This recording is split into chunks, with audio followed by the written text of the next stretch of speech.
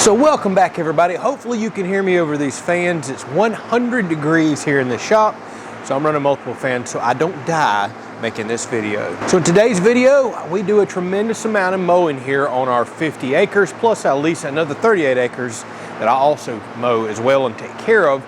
So tons of mowing. So servicing and maintenance is something that we do often as well. So today I'm going to go through a quick service on my 6-foot Frontier Rotary mower, and I thought I would include some of the minor things that we check. These are very simplistic mowers. We're going to sharpen the blades. I'm going to show you how to remove them because a lot of y'all are shopping for tractors in your first mower, and you're probably interested in the maintenance and the upkeep on all the equipment that we run here around the property. So let's dive right in it. Probably the biggest maintenance and most common maintenance that we do is changing the blades. There's just 2 blades underneath this mower right here. That center pan is called a stump jumper. You see how it's concave? So if you were to run up on a stump or a log, it's designed to kind of lift and go up and over and not necessarily damage anything. But these mowers are very simplistic. There's nothing much going on underneath. See the hole in light up there? This is how you change your blade. So I keep a rubber cover right over that. And what we're gonna have to do is spin the blades around underneath until one of those nuts show up here, the bolts themselves. We'll take that off and we can drop the blade itself down. This is also a good time to mention that when you're gonna change your blades, leave your PTO shaft disconnected. Since we have to do full rotations underneath, now the shaft can just sit right there in the cradle and spin because it's not connected to the tractor. All right, so let's start by spinning one of the blades back around there. I can see right when that bolt lines up to that opening. These blades are quite rounded over. I've been doing a lot of grass cutting here lately, not much brush, so we're gonna get a nicer edge on these. So let me go ahead and forewarn you, if you're in the market for a tractor, you're gonna wanna go ahead and invest in a very, very large, like 3/4 inch socket set, as well as just go ahead and get the breaker bar, the ratchet, everything else with that. This is gonna give you most of your very large common size sockets. I mean, this huge set right here, again, this is all 3/4 stuff, but it goes from 7/8 all the way up to 2 inch. This will cover pretty much anything you're going to experience on these tractors and these mowers. By the way, I should mention this set is from Tecton, which is a very popular Amazon brand. I've been running Tecton tools, wrenches, everything for years. I have yet to break a single one, and I do believe they come with lifetime warranty should that happen. All right, if I remember correctly, this is 1 3/4 inch nut that we're going to be working with here, so really large stuff. So now that we have that on, we can either, I like to start with a breaker bar because sometimes these nuts really like to seize on there. So I'd rather put the stress on this solid bar than I would on my actual ratchet. All right, so I just tried to break it. It would not break by hand with the bar. That's not uncommon. So we're just going to get us a cheater bar, which is just a long piece of pipe to increase our leverage. Man, oh man, these things are really bad about seizing on, which they get exposed to a lot of moisture and that can create some rust and other issues. Now we can put our ratchet on and get this off a lot quicker.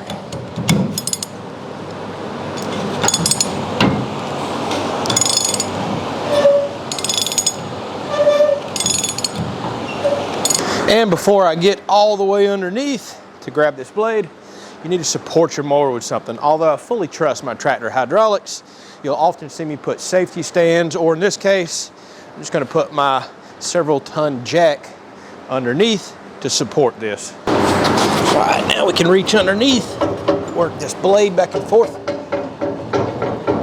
until that bolt drops out.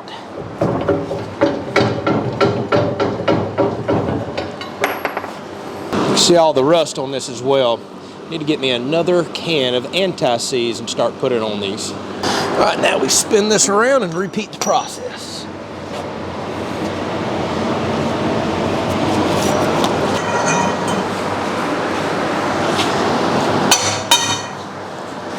All right, so another very important area to check while you're underneath here, you see the hollow cavity there in the center.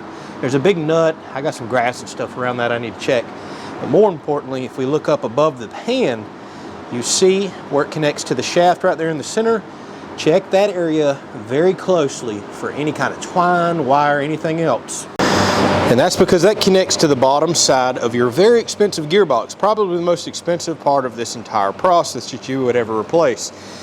And if you wind up with brush and shrubs, vines, twine, anything else you pick up in the field around the bottom side of the shaft. It looks like this right here. There's a seal right there, and then you have bearings on the inside. And as stuff runs around, it can heat up the gearbox, it can waller out the shaft and seal on the end, causing you a major problem. So that should be part of your routine maintenance when you're changing your blades. Just give that area a quick visual inspection. Now, in case you're not familiar with rotary mower blades, we're talking some pretty massive blades here, and they can get bigger than this or smaller than this depending on the size mower that you have. Very thick, very heavy, so you're spinning a large heavy piece of metal underneath there. This is why these shred or bust or brush cut so well. You've just got a large heavy piece impacting brush, and it'll just knock it and splinter it everywhere. Typically you would keep a relatively rolled edge like that, because a lot of people are using brush cutters or rotary mowers to go through areas with rocks, maybe old fence posts. You just never know what you're going to hit. And the sharper an edge you have, the more susceptible it is to chipping. Now, if you're doing a lot of grass mowing like I'm doing because of our properties, well, we've already did the majority of the brush clearing on the property. Now we're just keeping upkeep. We're just keeping our property maintained. I want to put a more sharp edge on this so it's closer to a mower blade. This is going to allow it to cut grass easier, put less load and strain on the tractor, and not shred the grass itself. It's just healthier for the grass, it's better for the tractor, less wear and tear on the mower itself. But keep that in mind. If you're going to be clearing and hitting a lot of heavy brush, leave a slightly rolled edge on your blade. All right, I had to close this shop up because it is popping lightning outside and storming. We'll get to sharpening the blades in just a minute. Let's move on to greasing. Not very many grease fittings on a rotary mower, but they're often overlooked and neglected. So if we look back here on the shaft that holds the wheel that allows it to spin around, there's a grease fitting right in there. On the axle shaft going through the wheel, there is another grease fitting right here we need to clean up. Shoot a couple shots of grease in that. Probably the most often overlooked and neglected grease fittings on tractors in general is on the PTO shafts. You have the U-joint down in here, and there is a grease fitting in there, as well as on the other end. This is going to be very difficult to show. See it right there, all the gunk on the end. I got to clean that off. Need a few shots of grease in that. Do not neglect those. You're talking a lot of motion and spinning right here on those U-joints, and they need to be taken care of. Lastly, we need to check our oil level in the gearbox right here. This is a vented design, but we're actually going to take this plug out, look at the color of the oil, see if it's got some clarity to it, if it needs to be changed, if it looks really dark and overheated, and then we'll just check the level in there on the dipstick itself that'll come out. By the way, if you ever need to drain this oil, you got a plug here where you can drain it down. Actually, this is like a fill plug. You typically only fill up about half this way, and you got another plug down here where you can drain and empty this gearbox. And whenever you drain and empty it, have the mower lifted up at an angle like this so it flows out the front. However, right now, probably not the best time to check it because it is lifted up, but we can get very close and see if we're right in the level where we should be or on the hash marks on that dipstick. I can't brag about this DeWalt grease gun enough right here. See, y'all have seen me use it a lot. I finally broke down and bought this a couple of years ago. You put your tube of grease in here, put a battery in the bottom, and this thing's automatic. It actually makes greasing fun, which used to be a task that I hated. Thanks to a viewer that sent me one of these lock and lube quick adapters on the end right here. You just press that down, put it on the grease fitting, let loose, and no more of that pressing on and can't hardly get it off fighting that you constantly do as well. Now I like to take a little hook tool like this whenever I see that I have grease fittings like I just showed you that are plugged up, and I'll rake it off the end, clean out the tip where we're going to insert the grease, and always wipe off your grease fitting. Last thing you want to do is cram or plug your grease fitting itself up even more with the junk that's already all over it. And I am using a John Deere, I think it's called a polyuro grease if I'm not mistaken.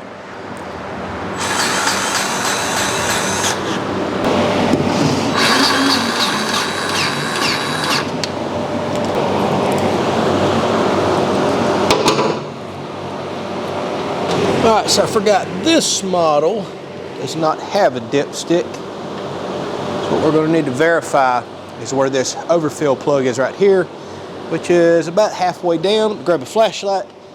Let's look at everything. That's my other mowers that have the dipstick. The mower should technically be flat and level when doing this, but I just recently checked this. I didn't see any concerns. No, that oil still looks transparent. It's more than halfway up the gears. It's almost completely covering the gear set in here. We're good. Now, one other thing that you would check, assuming the type of PTO shaft that you have, this right here is called a slip clutch PTO shaft, or you'll hear it slip disc, all different kinds of names. Typically, you have two ways for a PTO shaft to protect, well, the tractor and the gearbox itself. One, they'll actually have a shear pin right here where this bolt goes through and holds the shaft to the actual gearbox housing itself. And it'll be a certain type material that's designed to shear under load, or you can put a more hardened bolt in there whenever you're using a slip clutch like this. Now, this shear bolt style works great and they're very affordable shafts, but I hate them for rotary mowers because I'm always impacting dirt mounds, debris, logs, things such as that. And you'll find that you're replacing shear bolts all the time and spending more time doing that than mowing, it feels like. So this slip disc right here is something that also needs maintenance and service. I'm going to cut to another video clip where I posted this last year sometime because I don't need to spin these right now. I just did a lot of mowing. They're just getting a lot of use. I've slipped them recently. I know they're good. But let me cut to this clip real quick, show you how you actually service these, break them loose, and you definitely want to do this at the beginning of every mowing season after your stuff is set up for a while, especially if you've got snow and other things on here, a lot of rain that could have caused some corrosion and issues. Because the last thing you want is your slip clutch pack right here to not actually slip like it's supposed to and damage a very expensive gearbox. So what you should do once a year, or at least every so often, loosen up all these bolts. We're not going to take them completely out, but loosen them up, engage the tractor. It will actually slip and burn those discs in there, which is a good thing. You're polishing them off, you're freeing them up, you're getting them unstuck, and then we'll tighten these bolts back to the manufacturer's specs. Luckily, I had the manual, and it's telling me we don't actually go back to a certain torque spec. There's this plate right here with a gap on the front side, and you have to do an actual spacing, and they call for a 4mm spacing. I don't have a 4mm filler gauge out here, but I did fool around in the shop and found two thin stack washers that perfectly fit in and fill that gap. They just loosely go in and out, so now I know to tighten these bolts and that front plate back after I burn the clutches in to this thickness right here.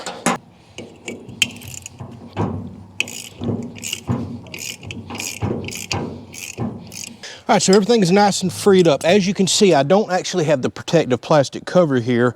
It wasn't on it. So we can easily, from the tractor bed, see if these clutches are slipping. The other thing you could do if you have the big cover and can't see that, draw you a mark on the plate itself and then on the hub assembly down here, because they're two separate pieces.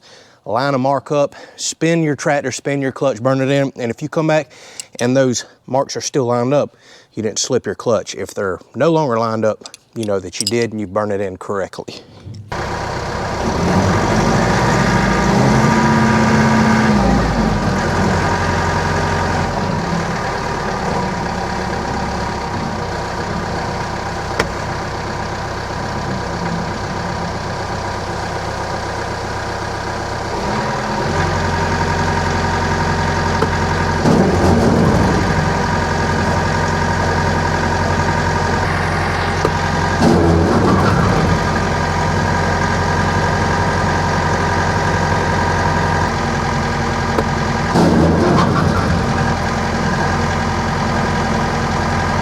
All right, as you can see, those were actually stuck pretty good. It took 5 or 6 times. I even had to rev the tractor up and then engage it to actually get those to break loose, start making that noise, that squealing noise.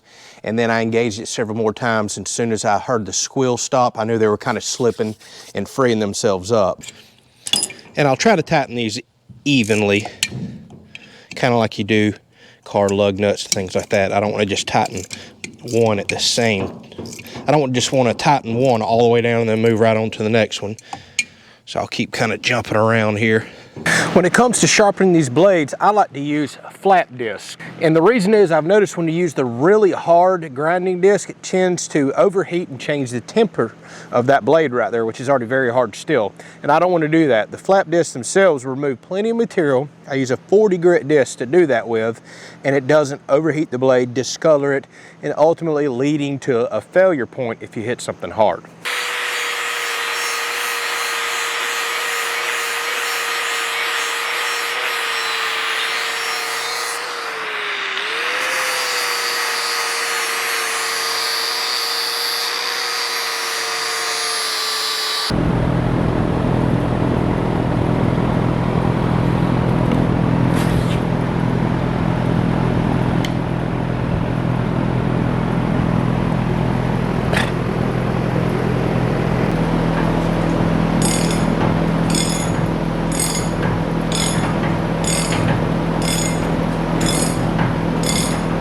now that we got the tractor out here, I need to reset up everything, especially the top link, and that's very important. I've got to talk to you with the tractor running because I need to raise and lower this. So first and foremost, setting your rotary cutter up correctly is going to really benefit you and make your cut better and a lot less aggravating out in the field. So for starters, raise it all the way up and make for sure your wheel is in the direction that whenever you're going to be dragging, it's going to be kicking out the furthest. For example, well, the wheel's not naturally going to want to run like this when we're going on the ground. It's going to spin around and kick back out and trail or follow the mower. So we want to get it in that position right there. Then we're going to lower the mower itself until the front edge is, well, say about 1 inch or so off the ground. I like the skids off the ground. We don't want to drag them like I just accidentally did through the yard because it'll just dig and trench. So let me raise it back up just a little. That looks about right how I want a rough cut. You'll also notice the angle of the deck. I have the rear end up. I actually just took this bolt out on the back, let me show you right here, and moved it down a position. So if you look right here on the back, you have all these different adjustment holes right here, and I just went from the top position down. By lowering that bar, it raises the deck up, and you should see that we're at a slight kick up this way. So that means as we're going over the grass, the front blade's doing the cutting, or especially if we're going over thick stuff and mulching. And when you have the rear up, it's going to tend to want to discharge it. When you're cutting really thick materials, you definitely always want the rear up. It'll discharge much easier. Now, if you have a tractor with a floating top link designed like this, you see this big long groove right here, you want to make sure you center this pin in the dead center of this big groove. So we need to adjust our top link right here to pull that forward. So watch this as I get to rotating this. All right, I actually cannot turn this top link by hand. John Deere did the dumbest thing ever whenever they went to this stupid design right here where you get no leverage. My old 3 Series John Deere used to have a bar that would come out where I could, take care of it. By the way, a pair of fencing pliers with that little hook on the front is perfect for hooking in there, keep a pair on your tractor.